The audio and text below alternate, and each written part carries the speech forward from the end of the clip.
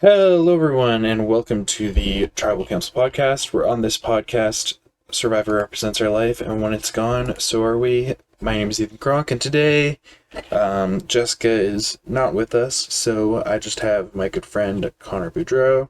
How are you doing today, Connor? Doing quite well. Very interesting episode. Next one might be even better. We'll have to see in due time, but definitely a lot to talk about this episode, and I think it'll be a good one to break down. Yeah, and we'll start out by talking about, well, the first person eliminated this episode, which I guess would have been Angelina Keeley. Um, not as much to talk about with Angelina as with our other boot from this episode. I definitely think that the story of the episode very much revolved around um, the, Sela Tribal Council.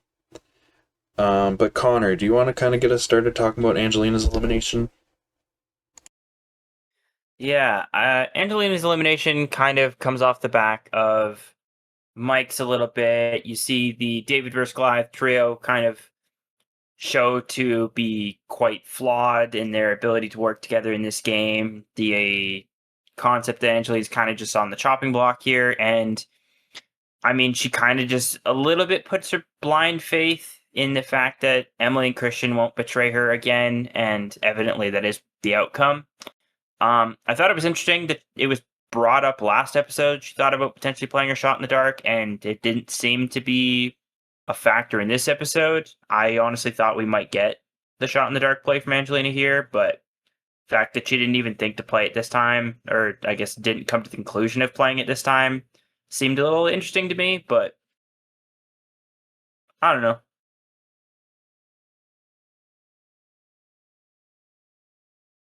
I guess I would say that her elimination here is most notable for being, and I hate to like put the focus onto Christian, but like the fact that this was the first episode where Christian was really in any amount of danger. But we see him navigate it pretty well with Ozzy giving him the shot in the dark and everything, and you know, managing to convince Ozzy to side with him to take out Angelina. It's interesting to me that like there was this big like push potentially against Christian, and Christian was really pushing for Angelina. Meanwhile, Angelina was just completely clueless and thought that, there was a plan to take out Stephanie that really didn't exist for anyone else in the game. Um, and,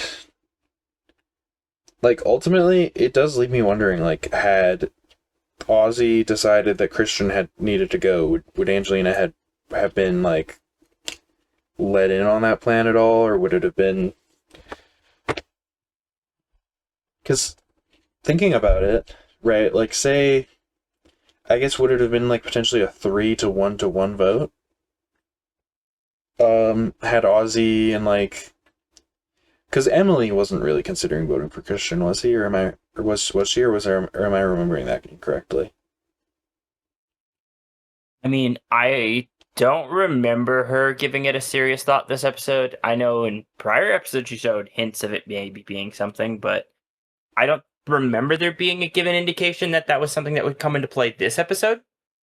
So, like, if Ozzy had decided that he wanted Christian gone, would we have seen a 2-1 vote?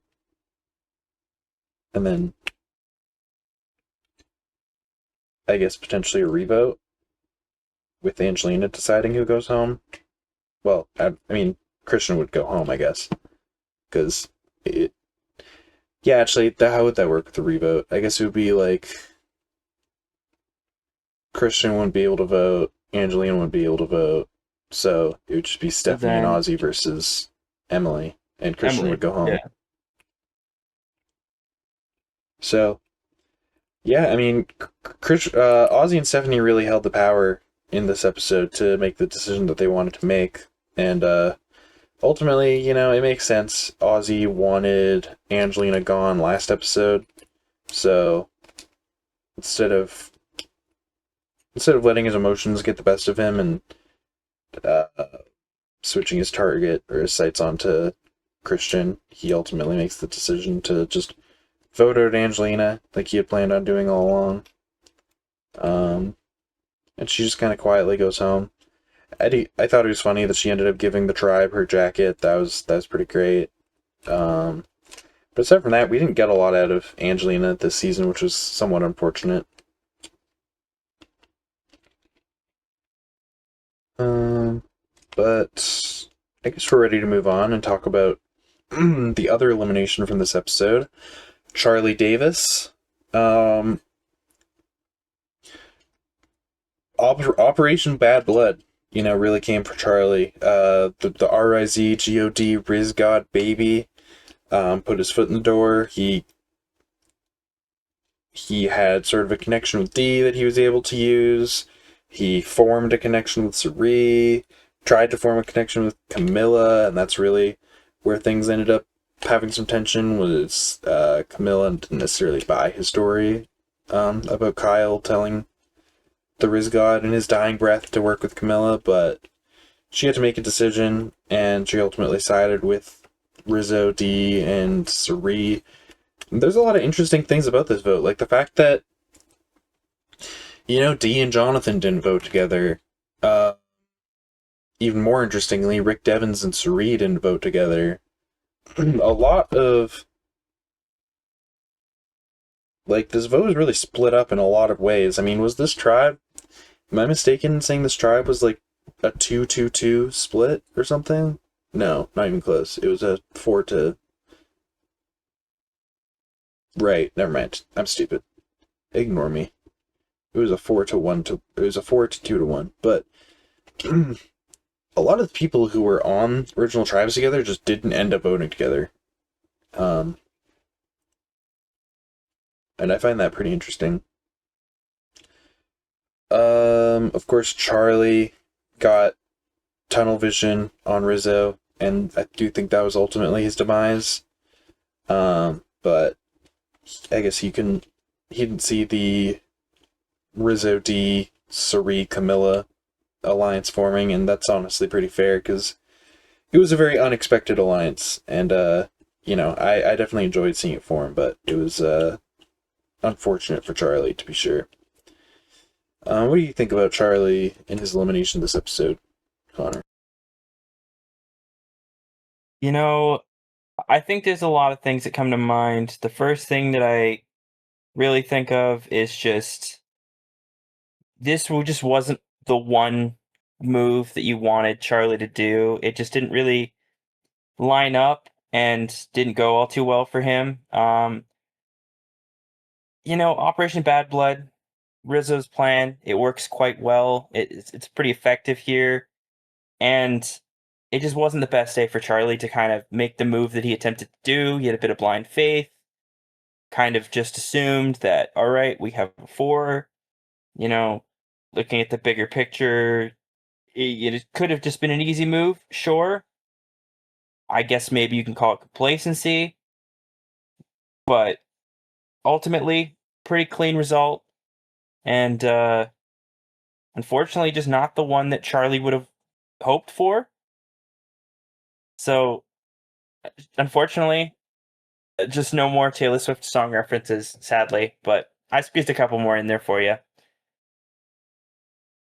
I'm be honest, the only one I caught was All Too Well. But I'm sure you got some good ones in there. Um, yeah, and I guess we move on and talk about Tiffany. So Or I guess we can move on and talk about Chrissy. Because really, what is there to say about Tiffany? Do you have anything to say about Tiffany at this point, Connor? um, preview for the next episode shows that she gets at least one confessional, and it looks like there might be two. Hallelujah. Whoa. That also may have been one extended long confessional cut into two different pieces for a different promotional ad. But there's at least one, so look forward, Tiffany fans. You're going to get your third confessional. You can mark it down in your calendars if you want. And that's about all I got. Third, Tiffany confessional. Yippee! I mean, she hasn't been to tribal. That's the only excuse I can give. But like, neither is Genevieve, and Genevieve has 17 total. So, yeah. Chrissy, another player who has now has two goose eggs. Uh, one goose egg might not be too big of a deal now that, I mean, Genevieve has one for fuck's sake, but two goose eggs, I don't know. I just can't see that happening to a winner this early on. Um, Chrissy's pissed off about it on social media, and that's fairly reasonable, but doesn't give us a lot to talk about in regards to Chrissy. Yeah, nothing new. Kind of just the same old content that you'd expect, minus the confessional that you could potentially assume goes in there. But I mean, if you're looking at the numbers from that tribe this episode, you get Coach gets 2, Colby gets 2, if I'm not mistaken. One of Colby's confessionals is him talking about how he hurt himself in an off-screen scene that was not shown. And that he's not feeling great. And then, Coach gets to talk about his nicknames and talk about Aubrey, which we'll get into later. So just as a whole, that tribe basically just got nothing this episode. If it wasn't for the fact that this is the second goose egg for Chrissy, might be, a little bit lighter, but not looking too hot for Chrissy fans.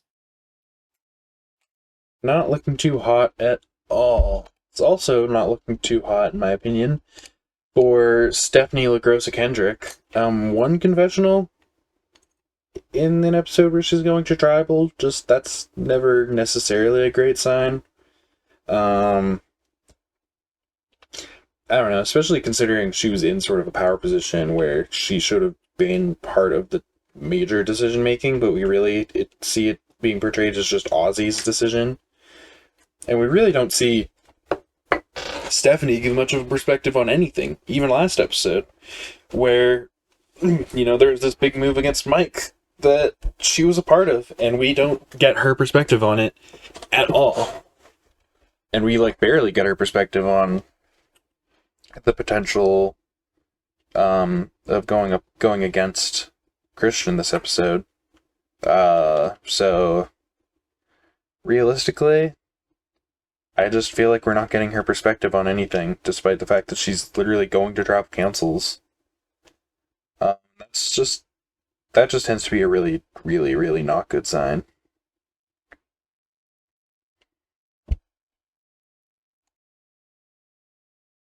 Yeah, I mean, I'm not going to say that it's the end of the world. I'm not going to say that I'm super bothered by it. And, you know, sure, there should have been a chance for her to speak now and really get her say in, and maybe a couple confessionals. Yeah, this is the move that we're going to do, and this is why, or this is the move we could do, and this is why. But, you know, it's Stephanie.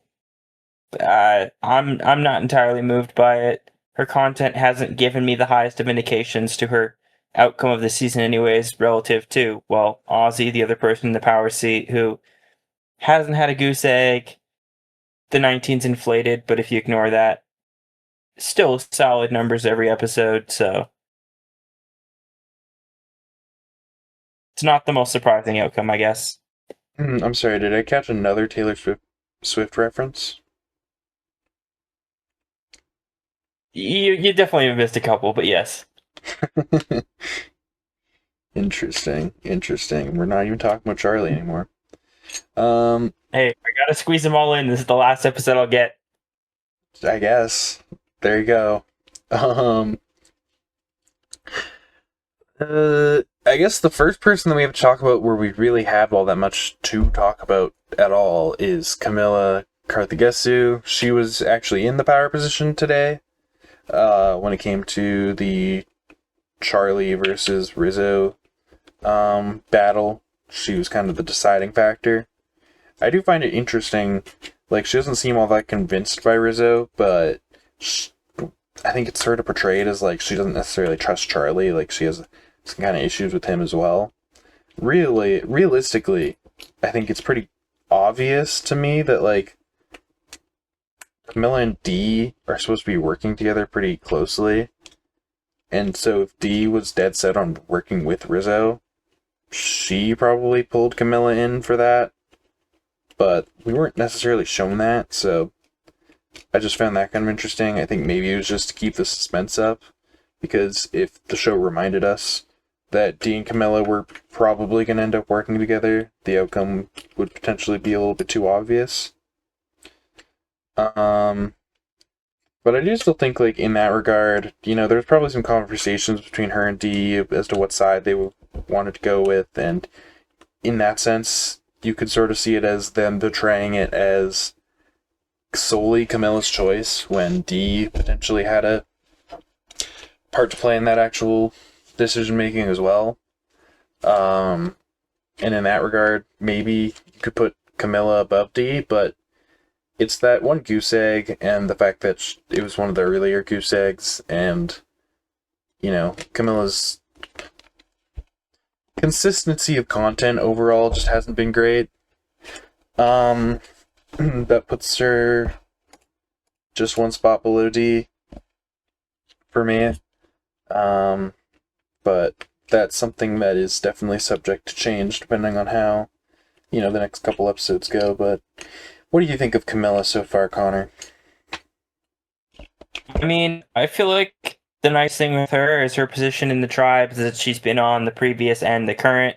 She's been pretty safe and sound. I wouldn't have expected her to go home at any given point, and she kind of ends up in the power seat here, fully deciding what happens. You know, there's still the chance to work with one of her friends, potentially ally, call it what you will. There two is better than one if she can keep her close. It seems like a better numbers game if you get to keep those relationships, build new ones, instead of tearing old ones away at this point. You can still add on later if you want to go back to the idea of working with Rick or Jonathan. The avenue's still open, right? Whereas if you start shutting things away and adding new ones, and then you shut those away and you start playing that game, you get a little too much finesse too early on. I find it doesn't tend to work for most players. So I like that the alliance wasn't really overblown in terms of what we saw for screen time, but that it's proved that it's going to be something that looks like it's going to stick. And that's at least a good positive for Camilla, is that there's the opportunity of numbers that look like they could provide her some safety for the indefinite future.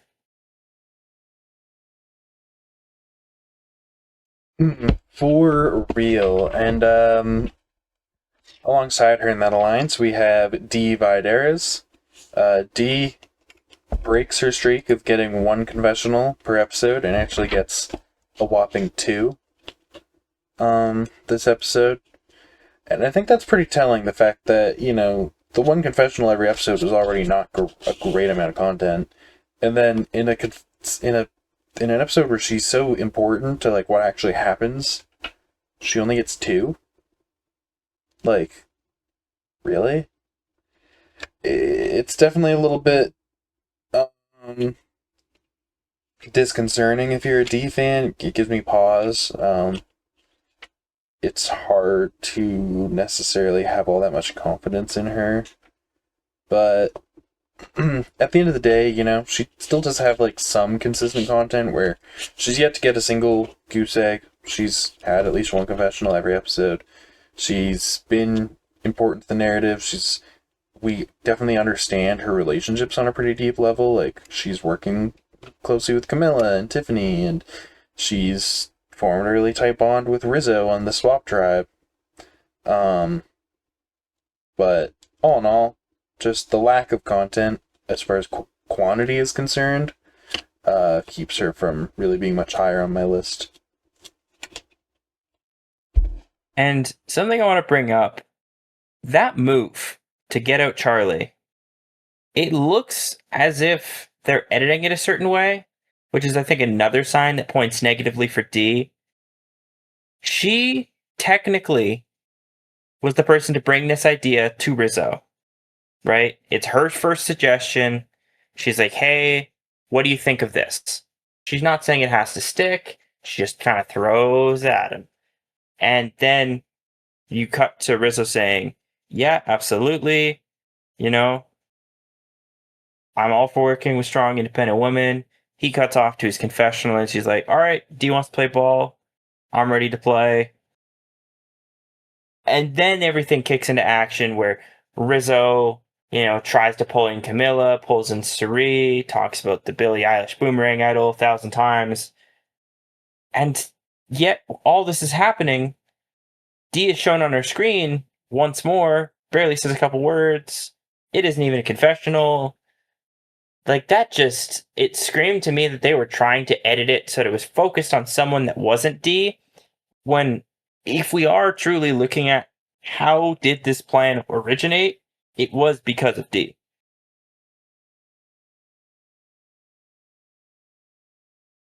Yeah, or at least the alliance definitely originated from D. Whether it was specific, like Rizzo, I think is the first person to bring up Charlie's name after the conversation with Charlie about the boomerang idol, where he's just like, "Oh, who have you told?" and like comes up with this weird lie that like Jonathan had come to him about it, and Rizzo immediately clocks that and is just like, "That's stupid. That doesn't make any sense." Um, I think like Rizzo deserves a lot of credit for being able to see through Charlie's bullshit, because I don't think it would have been as easy as it might seem like it could have been. Like, I definitely think Rizzo has quite a talent for this game, but we're talking about D now, and like, I think that you can credit her a little bit more with maybe forming the alliance between herself and Rizzo, whereas Rizzo could take more credit, I think, for actually bringing up Charlie as a potential option, but I don't think that D gets the credit that she necessarily deserves this episode for just the overall way that things played out. And usually, if a player's not getting the credit that they deserve, that's not a good sign. You almost want to see them get more credit than they deserve if they're going to be a winner. But so, that just does not instill a lot of confidence in me for D's shot moving forward. Um, Now for another player I don't have a ton of confidence in, Joe Hunter. We're a little bit removed from Joe's negative content in episode 2, and since then he's kind of just been like there. He's got the one confessional every episode for the last 3 episodes, and like whether it's about Zach Brown or about, I don't know, wanting to work with Colby, I guess, wanting to work with Coach, I'm not sure. It's just kind of, it's just Joe. He's just kind of there, and he'll probably be part of this sort of loyal honor and integrity alliance contingency moving forward, which would just to me go to show that he hasn't really learned anything from his original season. And if that's what we're getting out of Joe, that doesn't instill a lot of confidence in me. I feel like this whole season is sort of about learning from uh, your past mistakes as a player, and Joe isn't doing that. So, you know, that's just a really bad sign to me. And the only thing really keeping him above some of these other players is consistent content. 12 total confessionals, not terrible by any means. But yeah, that's kind of it. I don't know. What do you think about Joe so far, Connor? Um, you know, I almost do think there's been some lack of Joe content for the opportunities that's been presented, and there's been just a lot of like really random confessionals. This episode, we get Coach going around bestowing nicknames. Joe's confessional for the episode is him saying, I'm going to be the first person to be nicknamed and knighted by him. I was honored by it. A touching moment. That was basically the screen time of Joe from Joe's perspective for the entirety of an hour and a half episode. I get they don't go to tribal, which, is fantastic. He doesn't get voted out of the game. But from an editing perspective, kind of invisible right now. And I would love to say that maybe he turns this around and he's some kind of mastermind here, but we know Joe. We've seen him play. Very simple, alliance-centric game. And it looks like, again, he's going to be at the back foot, a marching soldier, in a war that wages between two alliances, more than likely, in which he's just, a head number. Yeah, what was Joe's nickname again? What was his title that coach bestowed onto him? Stone something. Oh God. There was an oak warrior and a stone warrior or something. I mean, I remember Coach bestowing himself with the name Tidewalker. There we go. The Oakbound Warrior was Colby Donaldson's, and Joe Hunter was the Stone Bell Monk. The Stone Bell Monk? Mm-hmm. Yeah, so from here on out, we will be referring to Joe as the Stone Bell Monk. And the strong and truthful warrior who is bound by his honor. Well, so far, I think the Stone Bell Monk has the 12th highest chance of winning the game. So, not looking great. But for number 11, we have Jonathan. I can't remember his last name for some reason. But, so... Bro, he's just Jonathan now. He's just Jonathan. And, not a great episode for him. He gets blindsided. He gets one confessional. This is following a 0 confessional episode from him. Just kind of continuing to be kind of the naive player that we always thought Jonathan was. Not really proving this, heightened strategic aspect of his game that he's promised us. So I think there's some inconsistency there with his story of trying to play more strategically and then just not being very good at it. Isn't necessarily a winning story, I feel like.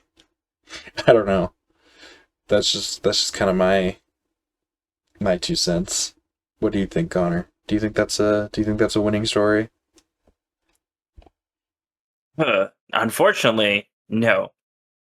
At this current moment, I would say that he's falling quite a bit down my board as well. My rankings, he's down. Ironically, I have him higher by 1 spot, but that's more just a negative on other players more than a positive on his. The big thing that really, perturbs me in terms of his odds is the whole focus of the edit for him this episode comes down to him discussing, again, Suri is super dangerous, but Rizzo's unknown. And I'm going to go work with Rick Devens. So I guess he accomplishes one of the 2 things he sets out to do this episode and brings up Suri's name for a second consecutive episode with no follow through or outcome regarding a direction towards that. Obviously, they didn't go to tribal last time, so that was something that was, impossible to achieve. But it's 2 straight episodes where that's one of the focuses of what he says, and it doesn't come to any sort of fruition. So, given that's all of the content we've got from him regarding the merge on, it makes it really difficult to really evaluate that as something good for his odds. Yeah, the focus on Suri, despite not actually targeting Suri even this episode, is kind of weird for Jonathan. But anyways, we move on and we talk about the man, the myth, the legend, RIZ God Baby, and Rizzo definitely had some negative content for quite a few episodes there. This was just such an insanely good episode for Rizzo, though. He does have to move up a little bit. Um, taking out Charlie, having this master plan, Operation Bad Blood, pulling in Cerie really well, pulling in D really well, having those two just like seem to really want to work with Rizzo moving forward now. And then you have Camilla, who, maybe his Rizgod tactics don't exactly work on her as much, but she still sided with him at the end of the day, and he got what he wanted. He pulled off a good move, saved himself in the process, and made some allies. I mean, what more can you ask for in an episode from the Rizgod? Only thing that keeps him lower on this list is just a couple episodes of just, damn, Rizzo's lazy. What a lazy bum. Not content that you expect to get out of a winner, but... And then the way that the Rizzo Charlie beef kind of starts, like, it ends great for Rizzo, but it kind of starts in a way where, like, Rizzo just randomly is like, hey, I wanted to ask you, do you and Maria still talk? And it's like, Rizzo, what are you doing? So high highs and low lows for the Rizgod so far on season 50, and that does kind of land him pretty much smack dab in the middle of this list. But what do you think about the Rizgod, Connor? I know you have him slightly higher than I do. Yeah, and that might be a bit of an overreaction. Rizzo's not out of the woods yet, but it's nothing new for him. He's faced a lot of adversity in his Survivor, back-to-back run, a pretty impressive one that is. And I mean, this was, as you mentioned, a significantly like big positive change. You get to see, Rizzo pull the invisible string, comes up with this plan that is a collaboration of an alliance idea from D. D also willing to target Charlie from assuming he's dangerous and not really wanting to necessarily follow the status quo of Jonathan's and Charlie's agendas. So he makes a good pull, a great connection, and then gets Camilla for the fourth vote. Whether it was necessarily his doing or not, I mean, look what happens in the end. How does the result go? Exactly what he needs it to. He stays, doesn't have to play his idol, and, long live the Risk God. That's what I say. Yeah, I do definitely think Camilla was probably pulled in more so by D, and it's just not something that we were shown for the sake of keeping the episode a little bit more, I don't know, unpredictable. But, like, at the same time, I feel like they could have shown maybe portrayed it as Camilla and D in the middle together, trying to make the decision as to who they wanted to side with, because I'm sure there was an angle there to show it that way in the edit if they wanted to. And I guess they just didn't want to, which, again, reflects poorly on D, reflects pretty well on Rizzo, honestly. But at the end of the day, he ends up landing here because this was such a great episode for the Riz God. Also, I could be wrong. Well, yeah, I believe this has to be true that Rick Devens is the first person to ever write Riz God on a parchment. If I'm not mistaken. I don't know that Charlie or Jonathan, I don't know that either of them do, but I know Rick Devens puts Riz God on his parchment, so that's pretty nice. Yeah, I mean, he's really becoming a bit of like a Survivor superhero. That's the way I look at him. He's on his vigilante shit. He's running around, pulling crazy moves, and he hasn't even pulled out the new idol yet. So he's got a shiny new toy that he can wave around in the coming episodes. Hell yeah. I'm excited to see what he does with it. But we move on to Emily Flippin, and Emily had a much more calm episode this time around. She kind of just worked with Christian, and went with the plan to vote out Angelina. I don't know, not a great look considering like Angelina and Emily's relationship was so heavily highlighted, and then Emily just kind of takes out Angelina without too much real content exploring what that means for her. She's just like, yeah, I'm working with Christian still, so might as well do what he wants, I guess. I don't know.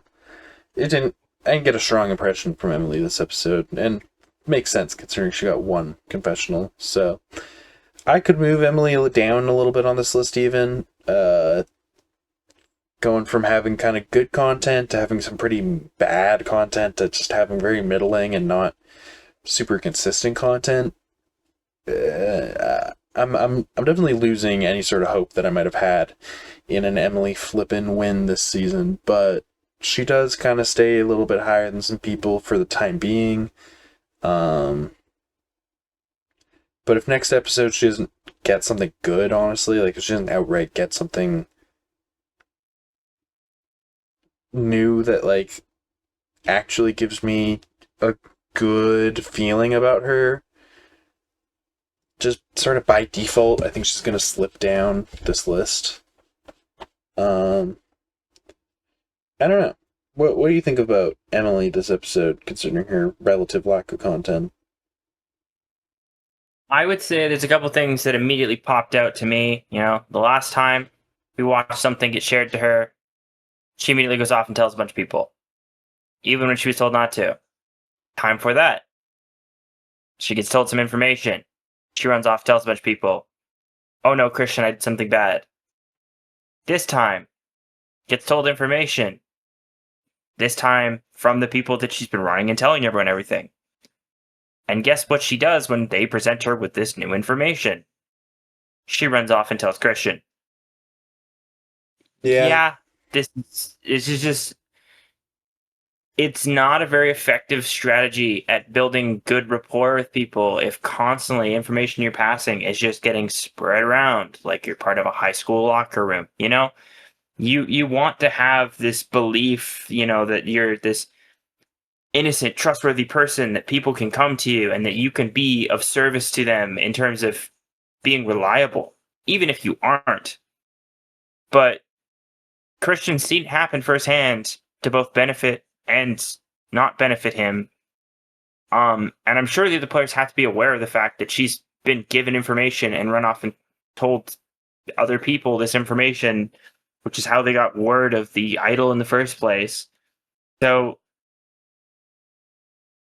you know, it's weird. I'm not necessarily the biggest Emily fan, but I was hoping for better Emily content because I don't want to not enjoy it when she's on my screen. But again, I'm kind of finding myself in a place of like, she pops up, she does something, I don't understand it, I question it, and now I get to talk about it on the podcast and be like, you know, it would be nice if she would just make safer plays or be more prominent in the discussion process and get that better content for those specific reasons. Instead, we're kind of getting the opposite. Yeah. Moving on though to talk about Aubrey Bracco. The main thing for me with Aubrey is just the consistency of content, the fact that she's yet to have a zero confessional episode, despite being on the probably like pre-swap and post-swap, being on some pretty like underedited tribes.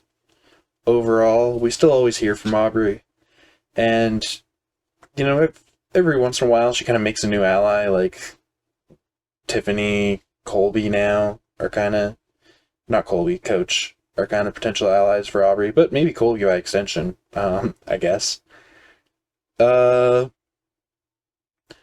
like things are kind of looking up for her. But she still has that like feud with Genevieve. And before this episode and Genevieve getting a goose egg, I would have thought, well, surely Genevieve's winning out here. She's portrayed as sort of the hero. She's getting more content. We're supposed to be rooting for her, it feels like. Aubrey, not so much. It kind of feels like she started this whole beef over literally nothing. And it still feels that way. But it's starting to feel like maybe she's going to come out on top anyways. Now, whether coming out on top in this beef means she's actually going to win is hard to say. I'd have to see like a storyline for her to continue on beyond beating out Genevieve in this rivalry. And I need to see her become more of like a rootable figure, I guess, because she just kind of isn't one at this point, and I don't know why they would want to portray their winner that way throughout the entire season. But if it's just for now, if it's just early on, and she does end up becoming more rootable later on, then I could potentially move her higher up on this list. For now, she kind of ends up in a pretty middling spot for me, just because I don't know, she just doesn't come off great, to be honest, and maybe that's not something the editors have much control over. Maybe that's just the content that she's been giving them, but still, it factors into my rankings at the end of the day. Whether it should or it shouldn't, I don't know. What do you think of Aubrey, Connor? And yeah, that's pretty understandable. I mean, I have her again like a placement higher, and like you know, whether it's for good or for worse, change is change. The consistent content has not in this case, but the opportunities are changing for her, right? The connection to coach merely going, well, Aubrey's on the bottom, but if I pull her in, this, and this, you know, could be an opportunity for me. We can actually sit down and play ball. It is potentially something that could be important going forward. It is an opportunity that maybe this moment is something we look at and it's, the best day for her in the game because it gave her an out where maybe she survives the Genevieve feud. Maybe, she doesn't have to be the good guy and maybe that she doesn't have to be the hero we're looking for because, not always do the feuds where two players butt heads for silly or non-silly reasons does the good guy win. I mean, I don't know if you want to call Rizzo necessarily the hero in comparison to Charlie. I feel like it was kind of just two anti-heroes going at it.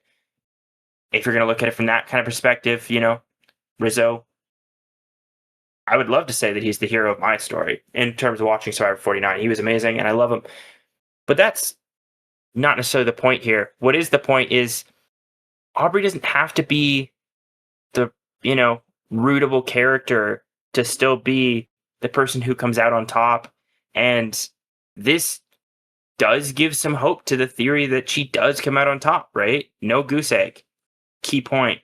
Consistent. Key point. And now the connections. If these start to develop more, and it is more than just a quick scene with Coach and we move on, that could really be the building blocks for Aubrey going far or winning the game.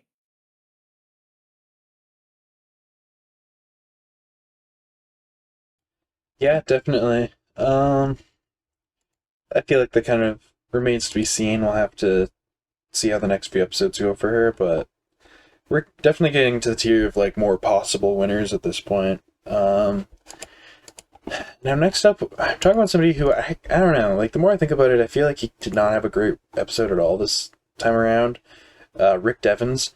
I'm so confused because I see on the confessional count here that he got 3 confessionals. I'm just not sure I could tell you what even one of them was about. And Rick Devens is a memorable guy. Like he gives a confessional, and I remember it. But I guess this episode, that's not the case. Do you have any memory on what Rick Devens' confessionals were about this episode? Um, I can tell you for sure that he got the confessional after the challenge, talking about how there was going to be, I guess like a changing of the tides in the game because there was going to be 2 people going out, and that it's going to be, a lot worse for everyone's odds, something along those lines.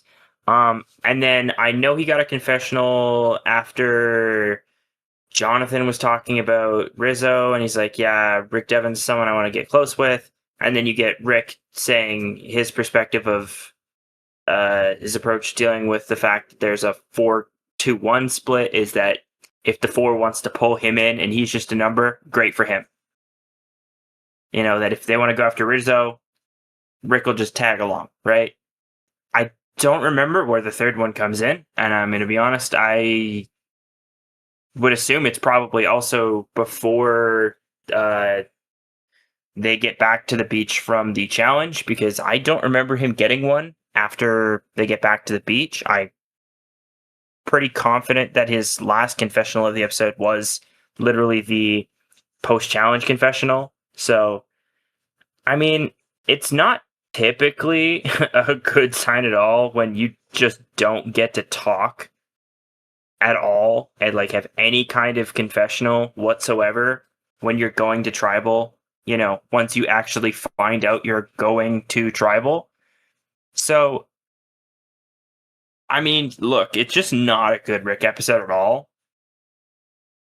That being said, he had 3 pretty good episodes to start and then just 2 back-to-back rough episodes. So you can't write him off, right? Rick is still a potential winner at this point for sure. But it definitely puts a bit of a question mark on the page in terms of what you can truly expect here. I mean, I like to think that this is something that it's not the end of the world, He's got his eyes open to the fact that he just got a bit of a blind side, but here comes the merge, which means that, either this round, next round, round after, the nerd trio will be back together and potentially pulling strings together. So it isn't necessarily the end of the world that he's had a couple rough episodes in a row, but it's not a good thing that he's had a couple of bad episodes in a row, especially that this one was really not good. Yeah, I'm just waiting for him and Christian to be reunited, quite frankly. Because Rick Devens just clearly isn't the same without Christian. He's not himself. Moving on, talking about Suri. Now, Suri and Rick kind of have a connected theme here of, like, why didn't we hear anything about their relationship this entire episode?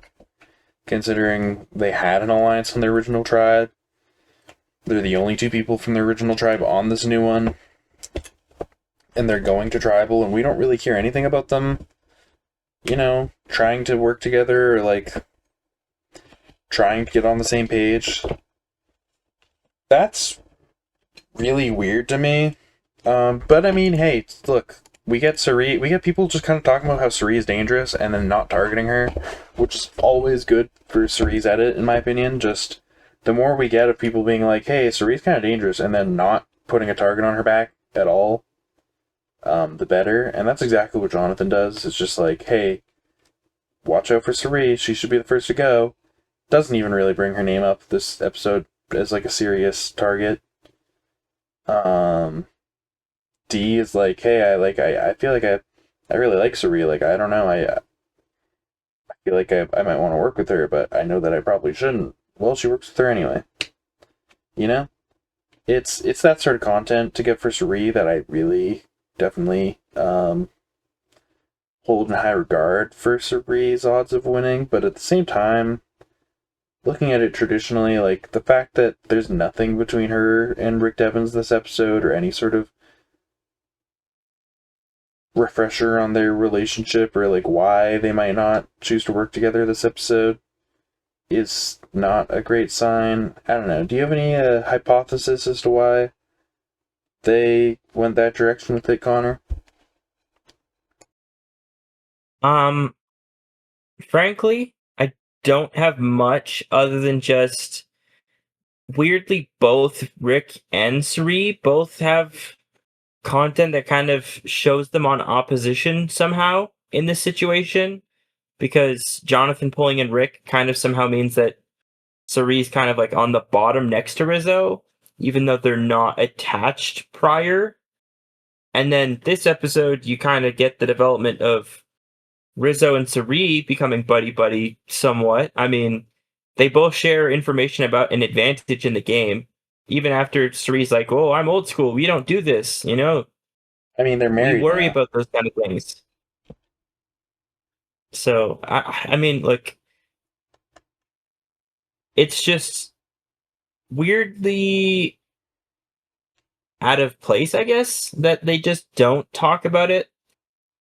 But yet, I kind of overlooked it a little bit, given the fact that again, Sari kind of plays a bit out of her strengths here. She has an advantage. She tells someone about it, something she's never been capable of doing, and she's playing ball with a 25-year-old from Yonkers. So, And congratulations on their marriage, by the way. boy, what the hell? I mean, Cerie said it herself. They're married now. So, watch out, Liz God. Um, moving on and talking about Coach Wade. This was a very great episode for Coach. Maybe not edit-wise, but just entertainment-wise. He dons himself the title of the Tidewalker, bestows some titles upon Joe and Colby as well. Forms a bit of a connection with Aubrey. All great content, all entertaining, high quality Coach content overall. You love to see it. I don't know, he kind of like stays up here near the top of my list just because of other people having kind of terrible edits, and Coach just has like one or two things that really give me pause, but overall, he's kind of solid as far as like all things considered. I do think it's tragic we haven't seen Coach go to Tribal yet.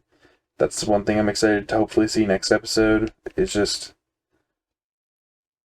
I want to see Coach plotting and scheming. I don't know, but all in all, I can't be disappointed too much with the content that we've gotten out of Coach this episode, or this season as a whole. Quite frankly, like it's just classic Coach content, and it's been great.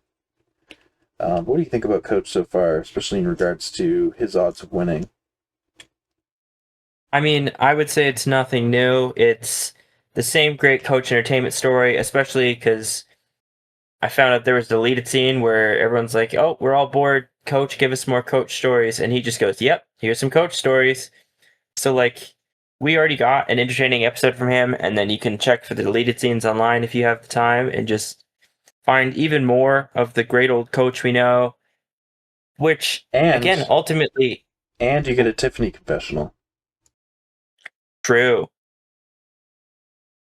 But yeah, we do get all of what you wanted of Coach, and that's just content in general. He's entertainment value, and just no goose egg. I know that that's something that we have both considered at different levels. I am not writing off anyone that has just a single goose egg. I think that is, for this specific season, is weirdly not important yet, and I guess we'll see further into the season how much it matters, but just there's been, so many people that have had one, and it just weirdly a lot of the people that just haven't had one are like people pretty low on our list, so like, or like right at the top. So they can't all win, and there's going to be people that are going to get goose eggs that you wouldn't expect, or that, just it doesn't necessarily get much content that episode, and it is what it is. But for Coach, you can't even say that. Every episode he's gotten something. Sure, he only got one in the swap episode. But other than that, man, Coach has just been a stable and steady feature on our televisions every Wednesday night. And I have no problem with that continuing. Yeah, I'm all for more Coach content. I hope he doesn't go home next episode. Seems like there might be a crazy twist, so anything could happen, but the longer we have Coach on our screens, the better the season will be for it. And maybe, honestly, I just have him as high up as I do because wishful thinking. I want him to go far.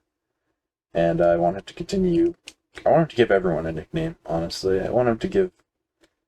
I want him to give the Riz God a nickname beyond the obvious nickname that he's bestowed onto himself. I think it would be interesting to see Coach's take on a nickname for Rizzo Belovic. There's just a lot that I want to see out of Coach, and he's been great this season. And he does have like a story of just like, wanting to play differently than he has in the past, being Coach 4.0 and really truly embodying that. being cutthroat when he needs to be, and I'm excited to see how that manifests itself. And if it manifests itself in a way that, like, we see Coach actually make some good moves and own up to those moves when the time comes, uh, that would be a great story for Coach to actually potentially win the season. And I'd be all for it. So, moving to my top four, I have shit. What was his name again? The Oak, the Oak Warrior, the Oak. Oh my lord. Help me out The here, Connor. Oak-bound warrior. The Oakbound Warrior. Moving on to the Oakbound Warrior. Not much content this episode aside from being bestowed that title. Not much content for like the past few episodes, quite frankly, since really the premiere. I feel like his premiere was so good though, and they've just been continuing to give him solid, consistent content that like he stays relatively high, obviously, on my list. Despite the lack of content for the last handful of episodes. He also hasn't gone to Tribal, hasn't had much of a reason to give content, but he's still getting it somewhat consistently. So I'm not really too concerned about that aspect of his edit. Um, I mean, being bestowed a nickname by Coach, that's got to count for something, right? I mean, Colby takes it like a badge of honor, and I mean, given that that's kind of the whole shtick that you've seen out of Kobe from seasons past, he's the honorable player, and it's kind of what you would expect out of him. Sure, the content hasn't been flooding in like it was in the first episode, but, aside from the fact that he's missing a vote, it is a lot of positives, and, not very many negative things you can say other than just, he only has connections to so many people, but you can say that about everyone else, right? So I think there's a lot of nitpicky things you can get into, maybe look at and go, okay, maybe this player has it and he doesn't have this player has this and he doesn't have this. But you're really grasping at straws to find much for Colby because, again, it's been solid, it's been steady, it's been what you need to be in the topic of conversation of truly the better players in terms of editing, logic, for odds to actually win this season right now.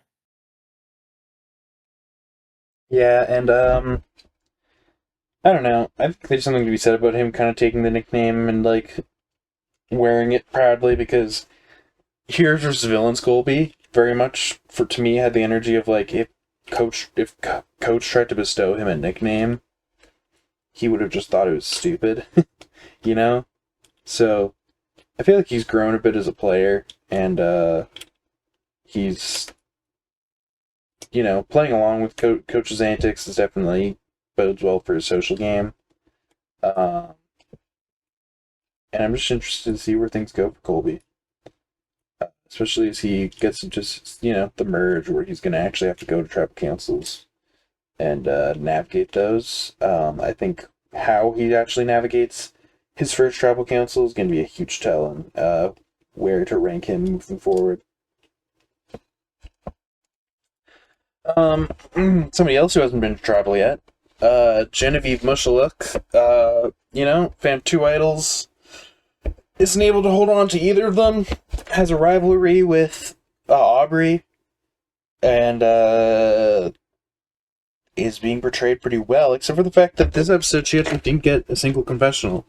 And she's the only new player on the list of players to have goose eggs after this episode. And it's a little bit surprising. It's a little bit disconcerting considering Aubrey hasn't got one yet, and now she has.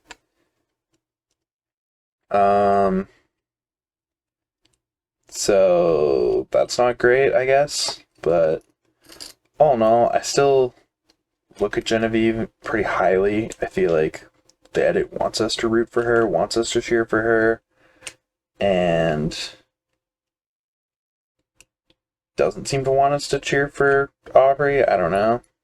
But she ends up moving down on this list slightly, just again due to that goose egg. It's really just that simple. And I don't move her down a ton because the more I see people get goose eggs, the more I think like maybe it's not really that big of an indication. But anytime somebody goes an episode without getting any content, they're gonna move down to some extent. Whether it means that they're gonna be at the bottom at this point or not, they kind of have to move down somewhat. Um, and that's where Genevieve's at. And again, not much else to say about Genevieve since she doesn't get any actual content this episode. But do you have anything to add on about Genevieve, Connor? Yeah, the biggest thing for me with Genevieve is, again, I don't fully weigh that the Zero Confessional episode is the be-all end-all for this specific season, because normally you can look at it and go, okay, most winners don't get a zero-episode confessional, especially New Era logic. It's been a little different. And this season is just so many people, so many personalities, all returning players, yada, yada, yada. But the big thing that I look at is, again, when she has been getting content in past, it is almost entirely positive, and then just Aubrey. And right now, it is a battle for the control of the old folks' home. And, Aubrey's coming ready to play, Tiffany at her side, Billie Eilish in her other corner. And at this point, the fact there's going to be so many potential boots coming up in a very short amount of time is going to play but nothing of good for Genevieve, in the fact that A, more people are going to get knocked out, meaning her number's going to be more valuable, or B, she's going to get her own Billie Eilish boomerang idol back from someone who gets blindsided if that is the case. So there's a lot of good windows of opportunity for an already very good edit, but again, Goose Egg had a very inopportune time, and had they gone to tribal, it'd be much worse. But again, the no tribal thing kind of softens the blow a little bit for me.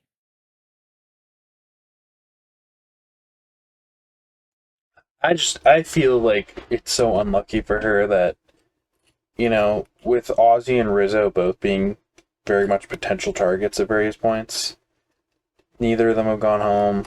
Well, not various points for Rizzo, really just one point, but like neither of them have gone home, and Genevieve has not been able to claim either of the idols that she's found. Despite the fact that I think she picked smart targets to like send them to. Rizzo very well could have gone home this episode had Camilla just decided to do something slightly differently, and then Genevieve would be holding on to an idol.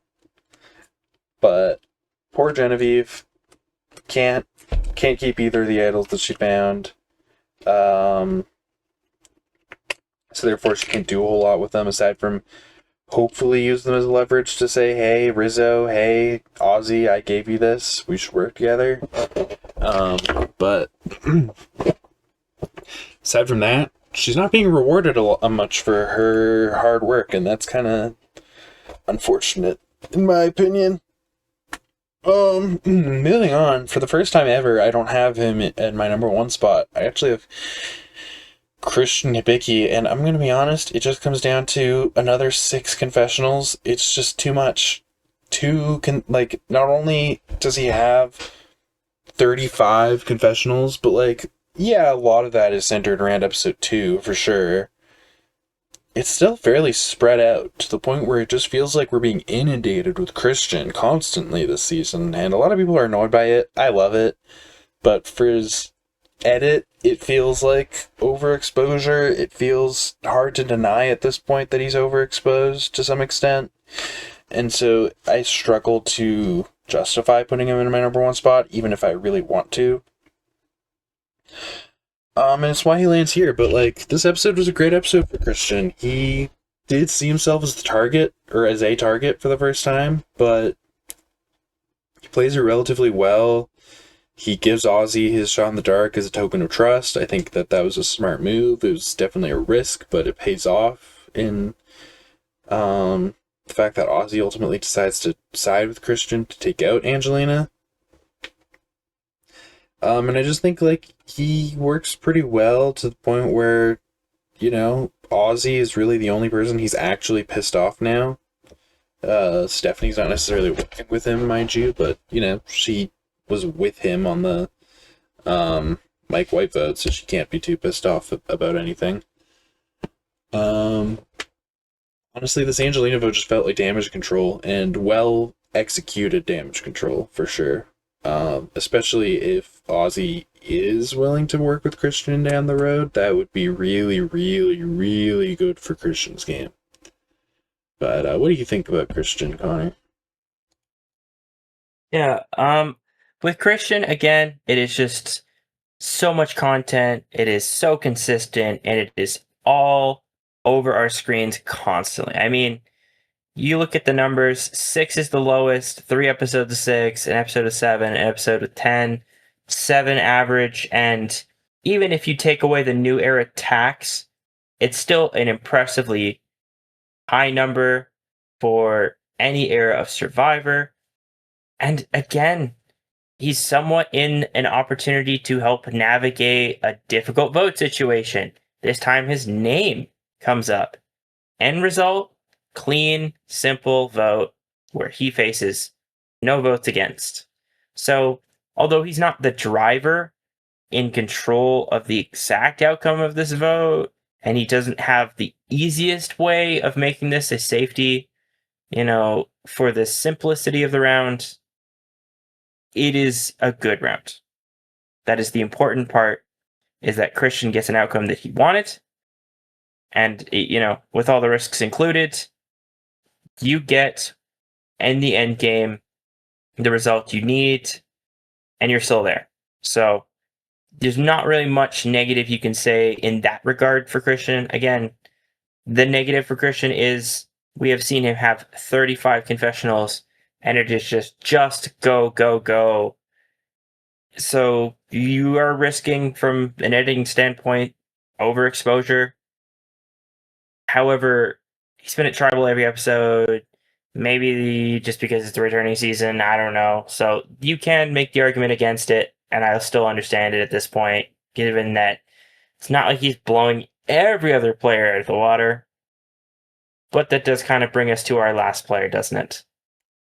Yeah, Ozzy less than Ozzy only has one fewer total confessional than Christian, but it comes in with a very inflated premiere episode confessional wise. Aside from that, 2229 is not like the most insane line of confessionals at all. It's a very normal, very average, very middle of the road, very honestly good lineup for Ozzy there. I think this was a great episode for Ozzy in a weird way. Like, yeah, he gets some negative content from Christian's perspective, but we see his meditation and his ability to kind of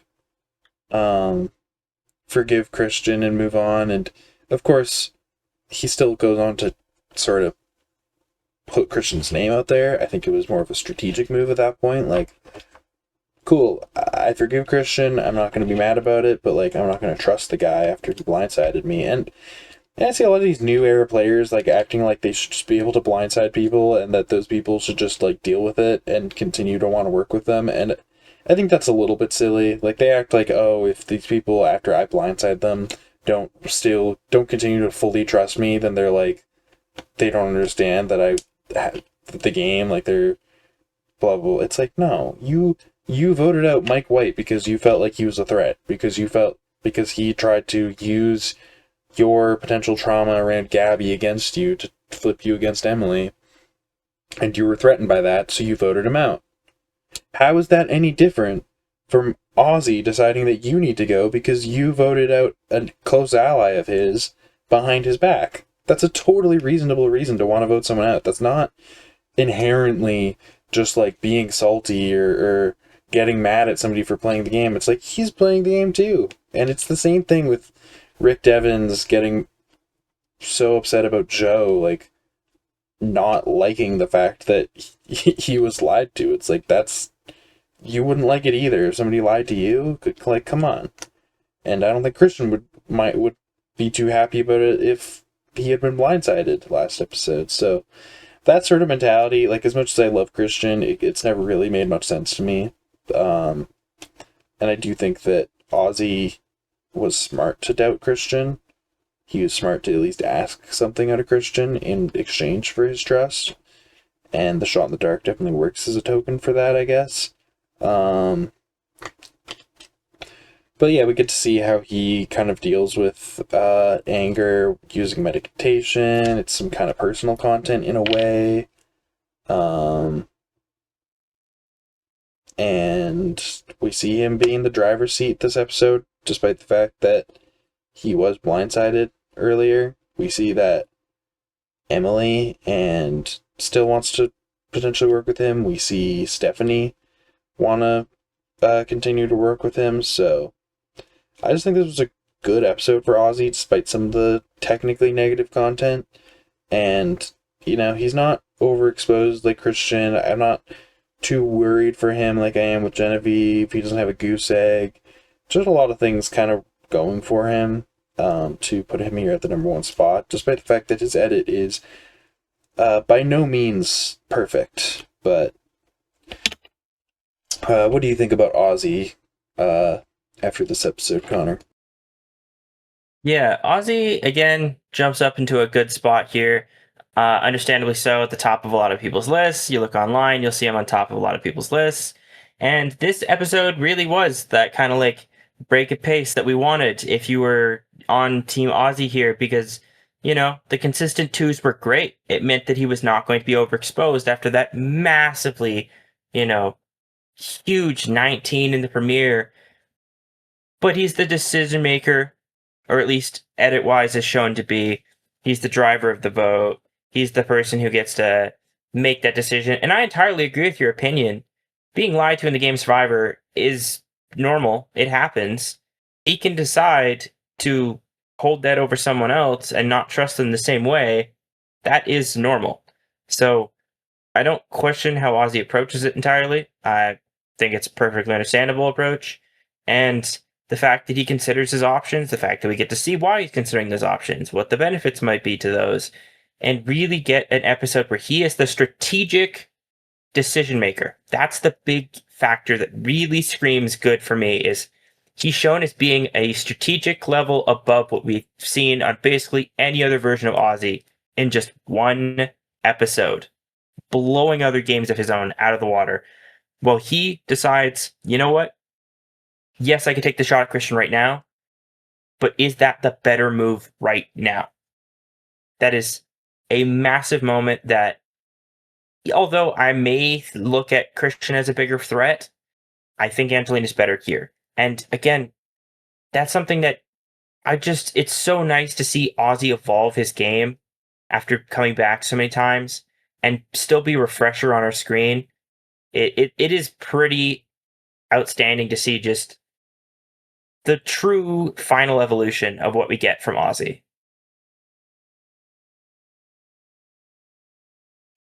Yeah, definitely. And I mean, I think I'm enjoying Ozzy this season more than I tend to enjoy Ozzy on Survivor. So if he does win, I honestly wouldn't even be like mad about it per se. Um, I just think like he doesn't have anything massive that I can point to as a particular flaw, um, which is obviously a good thing. So for now he stays here, and we'll see how long that lasts. But at the end of the day, not much else to talk about. I mean, there's the Blood Moon twist to next episode, supposedly, that will give us a lot to talk about on the next episode of the podcast. But for now, that's all I really have to say. What about you, Connor? Just sad. No more Taylor Swift references. Anyone in the comments wants to count out each and every individual one, see if you can count the exact correct amount. We will like your comment if you do correctly count it. All right, sounds good. Connor will have to give me the rundown of how many there actually were, though, so that I can do that if somebody does get it right. Because God knows I'm not. I counted like three, but and there were definitely a lot more than that. It may be four, maybe five. I don't know. I lost count after a certain point, but yeah, hope you guys enjoyed the episode. I hope you guys enjoy the next episode of Survivor, and we're definitely excited to talk about it. With that being said, the pod has spoken.